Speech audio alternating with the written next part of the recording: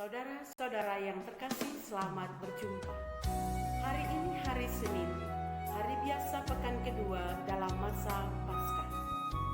Renungan inspirasi Sabda Keluarga diambil dari Injil Yohanes bab 3 ayat 1 sampai dengan 8. Percakapan dengan Nikodemus. Adalah seorang Farisi yang bernama Nikodemus, seorang pemimpin agama Yahudi. Ia datang pada waktu malam kepada Yesus dan berkata, "Rabi, kami tahu bahwa engkau datang sebagai guru yang diutus Allah, sebab tidak ada seorang pun yang dapat mengadakan tanda-tanda yang engkau adakan itu, jika Allah tidak menyertainya." Yesus menjawab, "Aku berkata kepadamu, sesungguhnya jika seorang tidak dilahirkan kembali, ia tidak dapat melihat kerajaan Allah." Kata Nikodemus kepadanya, "Bagaimanakah mungkin seorang dilahirkan kalau ia sudah tua? Dapatkah ia masuk kembali ke dalam rahim ibunya dan dilahirkan lagi?" Jawab Yesus, "Aku berkata kepadamu, sesungguhnya jika seorang tidak dilahirkan dari air dan roh, ia tidak dapat masuk ke dalam kerajaan Allah. Apa yang dilahirkan dari daging adalah daging, dan apa yang dilahirkan dari roh adalah roh. Janganlah engkau heran, karena aku berkata kepadamu, kamu harus dilahirkan kembali. Angin bertiup kemana ia mau, dan engkau mendengar bunyinya, tetapi engkau tidak tahu dari mana ia datang atau kemana ia pergi. Demikianlah halnya dengan tiap-tiap orang yang lahir dari roh." Demikianlah Injil Tuhan. Terpujilah Kristus. Saudara-saudara yang terkasih, tema renungan kita hari ini adalah kekuatan cinta dalam keluarga sebagai komunion. Ketika kita menerima baptisan atau sakramen baptis, semua kita sudah dianugerahi Roh Kudus sebagai tanda bahwa kita menjadi anak Allah dan hidup kita akan dijiwai oleh martabat Allah atau martabat ilahi atau kekuatan Allah.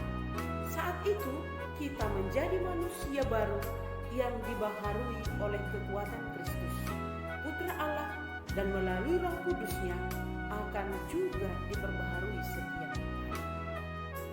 Maka karena kita dianugerahi oleh kekuatan ilahi, kita pun lepas dari dosa-dosa kita, karena Allah Maha Pengasih dan Maha Pengampun memberikan kepada kita pengampunan, dan dengannya kita bersatu dengan Allah, komunio dengan Allah. Jadi saudara-saudara, ketika kita dilahirkan kembali dalam roh dan air, secara khusus ketika kita dibaptis, buah dari baptis adalah komunio, persekutuan dengan Allah, persekutuan dengan gereja dan sesama, dan secara khusus adalah komunio atau persekutuan itu di dalam keluarga kita masing-masing. Komunio, persekutuan antara ayah dan ibu, persekutuan antara anak dan orang tua. Dan dalam komunio dengan Allah, melalui keluarga kita atau komunitas kita masing-masing, kita dilahirkan secara baru, yang ditandai dengan hidup persekutuan kasih yang sepikir, sejiwa, seperasaan, satu sama lain, antar sesama anggota keluarga. Hidup dalam roh juga ditandai dengan kemampuan meringankan penderitaan orang lain, mendengarkan keluh kesah mereka, memberi bantuan moral, dan bersedia memberikan waktu dan tenaga, serta perhatian bagi mereka yang membutuhkan. Dengan tindakan dan perbuatan yang demikian, kita menunjukkan bahwa kita manusia baru. Kita dilahirkan kembali, yang hidup dalam roh dan air serta memiliki tempat dalam kerajaannya. Memberitakan, mengajarkan, dan memperlihatkan, serta membuka jalan untuk memasuki kerajaan Allah. Itulah misi Yesus, dan itulah tugas Yesus bagi kita manusia. Dan itu menjadi misi keluarga sebagai komunio di zaman ini. Dilahirkan kembali menjadi penting karena kerajaan Allah adalah kerajaan surgawi yang tidak dicemari oleh hal-hal duniawi. Sehingga untuk dapat memasuki kerajaan Allah, kita harus dilahirkan dari roh. Dalam Injil hari ini, Nikodemus bertanya, bagaimana mungkin seorang dilahirkan kalau ia sudah tua? Dapatkah ia masuk kembali ke dalam rahim ibunya dan dilahirkan lagi? Maka Tuhan Yesus memperdalam lagi pengajarannya bahwa yang dimaksudkan lahir kembali bukanlah dari daging, lahir dari daging, tetapi dilahirkan dari air dan roh.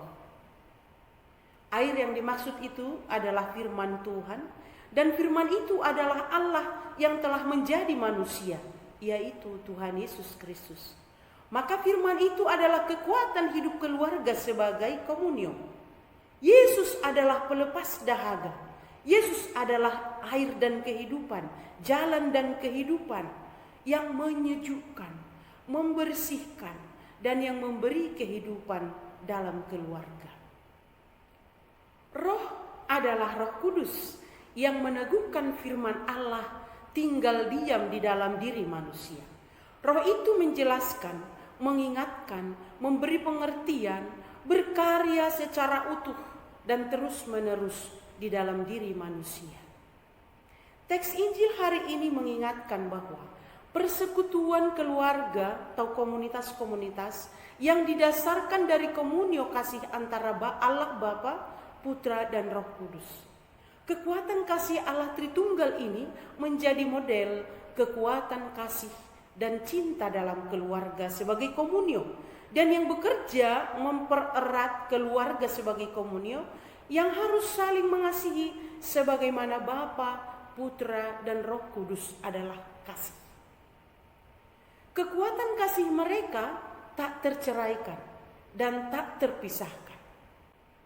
Dan kita meyakini bahwa keluarga sebagai komunio ini adalah anugerah dan rahmat dari Allah Bapa yang menciptakan dan membaharui hidup kita secara terus-menerus. Dia selalu mencukupkan kehidupan jasmani dan rohani bagi kita. Dia yang mengasihi kita mengutus Yesus ke dunia untuk menyelamatkan manusia. Dan Dia tidak pernah membiarkan kita dalam kesengsaraan dalam perjalanan hidup ini. Sebab Ia mengutus Roh Kudus-Nya untuk selalu menyertai kita sampai akhir zaman. Keluarga sebagai komunio adalah rahmat dan anugerah Tuhan yang harus kita syukuri dalam hidup. Maka kalau keluarga sebagai komunio yang hidup dalam roh dan air adalah keluarga yang mengandalkan kasih Bapa dan mempraktekkan kasih Bapa itu dalam hidup keluarga itu sendiri dan kepada orang di sekitarnya. Dan ini harus kita syukuri bahwa rahmat cuma-cuma dari Allah Tritunggal adalah kasih dalam ikatan keluarga itu, dalam kesatuan keluarga itu sebagai komunio. Jadi saudara-saudara yang terkasih, ada beberapa refleksi yang dapat kita renungkan dari teks Injil hari ini tentang dilahirkan kembali. Dilahirkan kembali, berarti sudah pernah dilahirkan tapi terus menerus dilahirkan kembali. Satu adalah perlunya perubahan pola pikir dan pandangan hidup secara baru. Pola pikir yang mempengaruhi cara orang bertindak dan berbuat. Maka atau disebut dalam zaman ini adalah mengubah mindset. Dan kadang-kadang mindset susah diubah. Kalau saya sudah berpendapat demikian, itulah. Nah, dalam keluarga sebagai komunio, kalau kita memiliki mindset yang sangat keras, tidak mau berkembang atau tidak mau berubah, tidak berdialog, itu juga membuat sesuatu keluarga menjadi problematik. Sebagai Kristen, hiduplah seperti pola pikir Yesus dan bertindak seperti Yesus, yang berarti menaruh pikiran dan perasaan seperti Yesus juga dalam hidup sehari-hari. Itu susah, tetapi kita praktik dalam keluarga kita masing-masing. Yesus mengajarkan kepada kita bahwa membaharui diri itu selalu penting, termasuk mengubah pola pikir, mengubah cara pandang, atau memperbaharui mindset. Dan itu menjadi sesuatu ikatan. Kalau dalam hal seperti itu, anggota keluarga sebagai komunio tinggal sehati sepikir, sejiwa dan seperasaan, dan sama-sama mau terbuka dan berubah pada kemajuan bersama. Dan yang kedua adalah perlunya perubahan sikap dan perilaku hidup kita melalui meninggalkan sikap hidup yang lama, yang kurang baik menurut kedagingan duniawi, dan menjalani hidup yang baru dalam roh dan kehendak Allah. Yang sudah dibaptis hendaknya hidup memiliki hidup yang lebih bermakna, lebih sesuai dengan kehendak Allah, sebab roh yang selalu memberi atau membaharui dalam kedagingan hidup ini, membiarkan diri diperbaharui dalam bertindak, dalam berbuat, dalam berkata-kata, dalam bersikap. Maka yang kedua ini mengubah sikap dan perilaku. Kalau biasanya kalau ibu biasanya cerewet sedikit, mengubah menjadi mengurangi, tidak lebih cerewet. Kalau biasanya bapak sampai di rumah marah, mengurangi rasa marah itu. Itu mengubah sikap dan perilaku. Kalau biasanya cuek satu sama lain, maka ini menurut hidup dalam roh dan dilahirkan kembali ini berarti menjadi membangun suasana komunikasi yang hangat antara orang tua dengan anak, anak dengan anak, ayah dan ibu, dan semua di dalam keluarga itu. Sehingga nyatalah bahwa kita adalah komunio, seperti komunio Bapa, Putra, dan Roh Kudus yang berlandaskan kasih. Sebab rohlah yang memberi hidup dan daging sama sekali tidak berguna. Maka tidak perlu menuruti kenikmatan, kesenangan pribadi, karena itu adalah kedagingan dan keduniawian. Dan yang ketiga adalah perlu adanya arah dan tujuan hidup komunio dalam keluarga yang jelas. Jadi gambaran arah dan tujuan keluarga sebagai komunio ini mau kemana. Tentu tujuan kita sebagai orang Kristen adalah hidup bahagia, memperoleh hidup kekal kelak. Maka hal ini bisa terjadi jika perubahan pola pikir dan pandangan hidup, perubahan sikap sudah terjadi dalam diri kita. Jadi ini akan bisa jika nomor 1 dan nomor 2, pengubah pola pikir dengan sikap dan perilaku sudah berjalan. Maka arah dan tujuan keluarga sebagai komunio semakin jelas. Mau mencapai apa yang mau dicapai semakin mudah. Perubahan sikap sudah terjadi, maka mudah untuk masuk dalam tahap ini. Maka juga perlu menyadari bahwa hidup ini memang harus tertuju hanya kepada Allah. Ini tidak terlalu kudus dan memang itu hidup kita. Memang kita hidup di dunia, tapi semua hidup kita, cara kerja kita melayani, kita menjadi guru, atau apapun pekerjaan kita usahakan dengan yang baik, bukan? Tujuannya adalah supaya kita nanti sampai pada kehidupan yang kekal. Maka untuk itu perlu juga perjuangan dan kehambaan atau kesederhanaan, kerendahan hati. Dan yang keempat adalah kelahiran kembali, berarti dalam keluarga sebagai komunio, anggota keluarga senantiasa bergumul melawan dosa bersama-sama, ya. Menyangkal diri, hidup benar di mata Tuhan, meski harus memanggul salib, hidup seberat apapun dalam hidup sehari-hari. Sebab mau mengikuti Yesus Kristus yang telah menebus kita di kayu salib adalah berjalan dan berjuang terus. berjalan dan berjuang bersama keluarga sebagai komunio, dan tentu tidak melupakan bahwa kita berjalan bersama Yesus. Kita berjuang bersama Yesus. Kita bahagia bersama Yesus dan kita menderita bersama Yesus. Kita bersyukur bersama Yesus.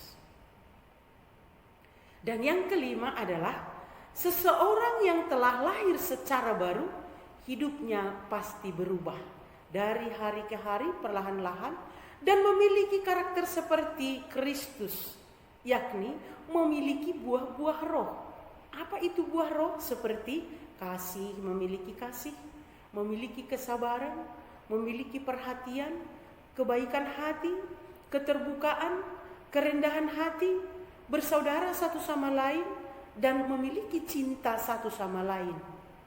Itulah yang ditandai oleh hidup dalam roh. Dan itu kalau ada dalam keluarga, berarti keluarga itu memang bahagia. Jika masih terjadi perselisih atau salah paham, bukan berarti tidak hidup dalam roh, tetapi kita masih harus perlu tingkatkan. Mulai semakin menyadari dan harus dimulai tetap bahwa kita terus menerus memperbaharui diri. Itulah namanya dilahirkan kembali. Dalam nama Yesus melalui baptis kita selalu memperbaharui. Maka setiap kita ada masa Paskah, kita membaharui janji baptis kita dan kita diperciki dengan air. Artinya kita kembali memperoleh kekuatan bahwa kita berani hidup dalam air. Air itu adalah firman Allah, kekuatan kita dan kekuatan hidup kita, sumber dan dasar hidup kita. Lahir baru berarti hidup dengan cara baru yang sesuai dengan tuntutan Injil. Meninggalkan kehidupan lama dan mengenakan manusia baru menurut kehendak Allah di dalam kebenaran dan kekudusan yang sesungguhnya. Sebab siapa yang ada di dalam Kristus, ia adalah ciptaan baru. Dan yang lama sudah berlalu, sesungguhnya yang baru sudah datang, kata Santo Paulus kepada jemaat di Korintus. Mari saudara-saudari yang terkasih, menyadari bahwa hidup kita dalam keluarga ini adalah komunio, ikatan cinta satu sama lain. Maka jangan lepas ikatan satu sama lain. Kita harus membangun satu sama lain tali kasih dalam kekuatan cinta, dalam membangun komunio di dalam keluarga kita masing-masing. Selamat merenung. Terima kasih. Tuhan memberkati.